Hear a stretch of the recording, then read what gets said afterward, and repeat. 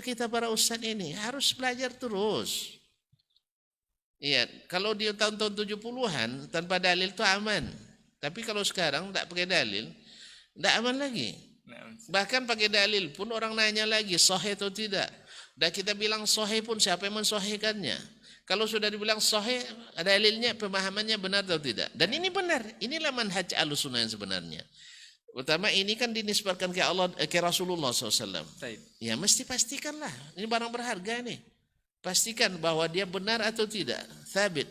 Kalau benar, pemahamannya benar atau tidak. Sebab tidak sedikit hadis karena dipahami keliru, akhirnya menjadi subuhat. Bukan menjadi sunnah, tapi menjadi, bukan ikut hadis lagi, ikut hadas. Berapa banyak masalah gara salah paham memahami hadis, walaupun hadis sahih, akhirnya terjadi penyimpangan pemahaman. Allahumma musta'an. Nah oleh sebab itu, nah kenapa kita mengatakan harus berdalil? Ini perintah Allah SWT. Wala taqfu ma laysa laka bihi ilmun. Jangan kamu mengikuti sesuatu yang tidak ada ilmunya. Nah ilmu itu dalil tuh. Ada ibadah, mana dalilnya? Enggak ada dalilnya, dalil umum saja. Ya akhi, dalil umum dipahami secara umum, jangan dikhususkan. Tadi kan masalah zikir, fazkurullaha zikran katsiran, fazkurullaha qiyaman wa qu'udan wa 'ala junubikum. Berzikirlah dalam keadaan berdiri, dalam keadaan duduk, dalam keadaan berbaring. Iya betul, tapi zikir umum. Tapi ketika antum menjadikannya sebagai amalia khusus, zikir naik mobil. Dalil umum juga dipakai. Harus ada dalilnya. Harus ada dalilnya.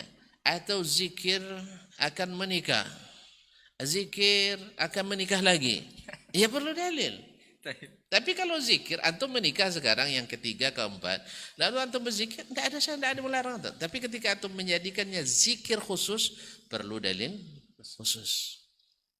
Inilah cara memahami yang benar itu.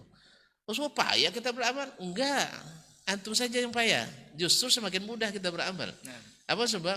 Ada zona umum, bebas kita berbuat. Ada zona khusus, tak lakukan kecuali dengan izin khusus, selesai masalah.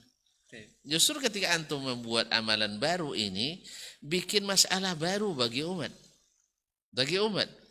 Tidak, pasti akan memancing perselisihan. Setiap melakukan sesuatu yang tidak berdalil, selalu menimbulkan perselisihan. Habis itu yang dituduh macam bola umat siapa? Yang tidak melakukannya. Oh kami tidak biasa melakukannya, Anda melarang-larang. Saya tidak melarang, saya mengingatkan.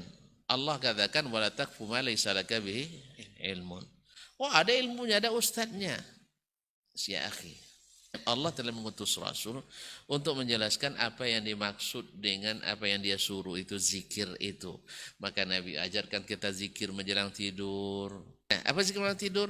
Misalnya ayat kursi, 2 ayat terakhir menjelang surah Al-Baqarah, kemudian qul huwallahu 3 kali, qul a'udzu birabbil falaq 3 kali, qul a'udzu birabbin nas 3 kali. Taib. Kan Al-Qur'an lebih afdal tuh Al-Fatihah Ustaz. Saya baca Al-Fatihah menjelang tidur. Kalau antum anggap itu sebagai zikir menjelang tidur, saya minta dalilnya dari mana? Oh Al-Qur'an kan paling afdal Al-Fatihah. Betul, saya tahu tuh Al-Fatihah lebih afdal. Tapi di mana Nabi membacanya? Atau di mana Nabi menyuruh membaca menjelang tidur? Karena tidak semua yang lebih afdal itu mesti ditaruh di depan. Maka agama ini sudah dipasangkan oleh Rasulullah SAW dengan yang tepat. Ini zikir di sini, ini tepat. Zikir di sini tepatnya. Kalau tidak, itu yang bikin masalah di dunia ini.